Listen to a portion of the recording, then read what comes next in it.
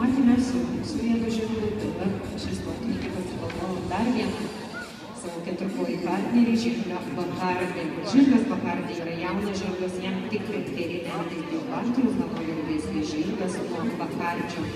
Ir duetas atstovauja šeimos šeimos bendrovė Viktorija. Ir kaip minėjau, Elena Rainė yra išties universali sportininkė, atstovaujanti jojimo sporto disciplinas visas, beveik visas, kurios yra kultivuojamos Lietuvoje. Tiek tokia sudėtinga disciplina, kaip trikovės disciplina, tiek dailų jojimą, tiek kultūrą, kurį dabar matome varžybinėje aikštėje, tiek kinkinių sportą ir sukūrusi būrelį geranoriškai nusiteikusių vaikų, su kuriais važinėja į parodomąsias varžybas, kaip valyti žiūruotę.